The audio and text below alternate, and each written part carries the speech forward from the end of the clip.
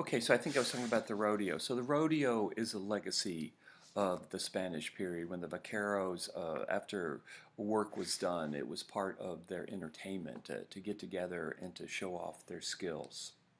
Um, the rope, which I'm going to talk about in a second, uh, um, lasso, fajitas come from the vaqueros. It's kind of the not the best portion of meat, but you make it really spicy and you put it in tortillas and it tastes really fantastically good, especially if you put in peppers and that kind of a thing. So the vaquero tradition has been very significant in Texas and still helps define Texas to this very day.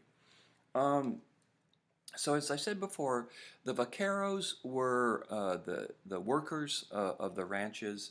They were usually mestizo, and mestizo is a word, and what that word means is it's the mixed race. They were mixed race, and mestizos were usually at the lowest end of the status ladder in Spanish Texas. A mestizo is someone who was very much a blending of Indian blood, Spanish blood, and very, very importantly, African blood as well. Um, we tend to forget that hundreds of thousands of Africans went into Mexico as slaves, especially in the 1500s and 1600s.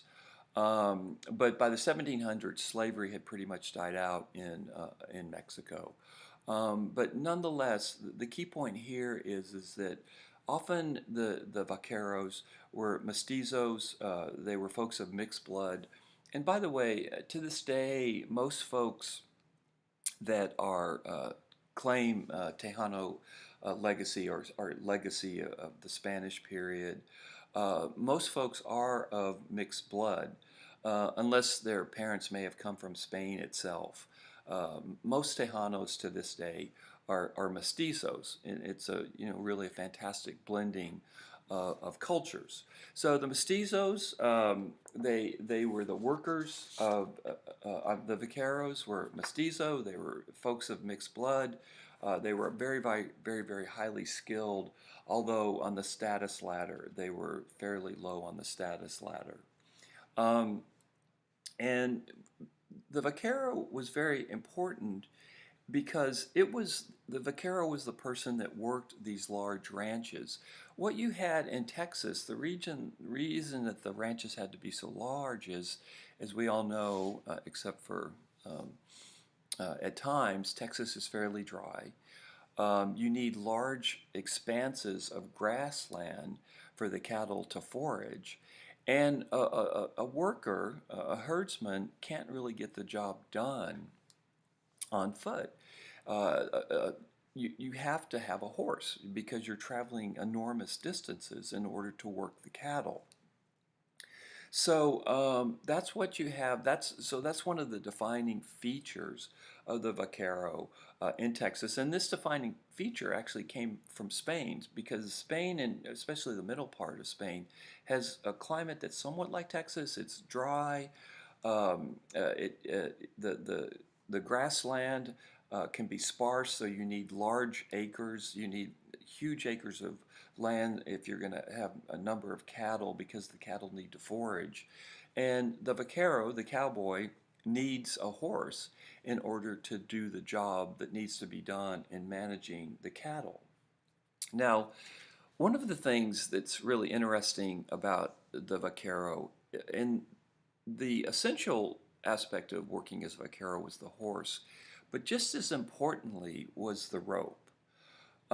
With a good horse, the vaquero was efficient, but with a good rope, riata, he was invincible. The riata was the vaquero's greatest source of pride. And vaqueros made their living and their reputation by how well you could throw a rope from a galloping horse. And when it rained, vaqueros didn't protect their horses first. They actually they protected their riata first. They protected their rope first because they needed to keep it dry and warm. Many of these riatas were between 80 and 100 feet long. They were quite extraordinarily long, and they were often handmade. So when you think about the vaquero, I don't usually get into the weeds about kind of labor, but I just think this is so fascinating. And of course, this is one of the images we have, right, of cowboys and vaqueros riding at full speed, swinging the rope. And there was a deep technique that came with this that again derives from the Spanish period. So as I said before, the rope could be between 60, 80, and 100 feet long. And of course, the riata was wrapped around the saddle horn, which was used as a brake. Once the animal was roped, and then the horse stops, the animal's going to keep going, and the horn is used. The saddle horn helps brake the animal, it helps stop the force of the animal as it moves forward. So that was the key. When you think about a vaquero, you think about a brilliant horseman. The vaqueros were quite excellent at riding horses and doing what they needed to do. At throwing the lasso with an unerring aim, and even to this day, you can go to rodeo events, and the rope throw is one of the really interesting features. And of course, to this day, you go to your rodeo, and this is one of the key aspects of the rodeo, right? Roping the cattle, roping the calves, that kind of a thing. Again, dates back to the Spanish period. So the key aspects for the vaquero was roping, runaway cattle and calves, handling the horses with skill, getting the cattle to do what you wanted it to do.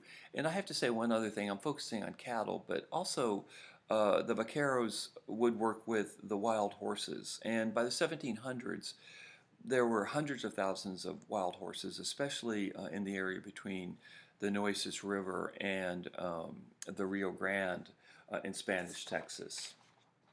Now, what the Spanish used cattle for? They used it for meat, but they also used it for other things. Cattle were very important for hide. Cattle hides, leather could be manipulated. Leather, in some ways, was kind of the plastic of the time. It could be manipulated into a lot of kind of pre-industrial processes.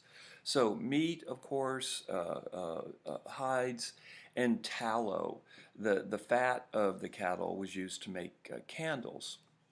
So these were some of the key aspects of the what cattle were used for. Now, of course, with the leather, what were made were harnesses, saddles, boots were made out of leather, of course. Armor could be made out of leather, jackets and other types of clothing. Bags were made out of leather, furniture were made out of leather. So the hides were valuable in and of themselves. And so probably the least important aspect of cattle ranching during this period was actually using the meat for eating. Of course, that's what folks did in San Antonio, but it was hard to transport. There was no refrigeration at this point. Of course, you could heavily salt meat and transport it. But the real uses of the cattle and why it became a significant business was mostly for the leather, for the hides, and for the tallow, the fat of the cow that was used to make candles. Now, by the let me see where I'm at here. By the 1760s, there were probably about 10,000 cattle on the 5 ranches of San Antonio. For instance, La Valero, which is now the Alamo, it had about 1,200 head of cattle. But when you think about this, don't think about the cattle being in what's now downtown San Antonio. Remember, the mission had land that stretched all the way to Seguin. So the mission had huge expanses of land that usually actually went kind of south of San Antonio. So the cattle wasn't necessarily around the mission itself, although there would be some. But remember, the missions are really the beginning of the big ranches in Texas. Now, I think I'll stop here and then one more podcast on the vaquero.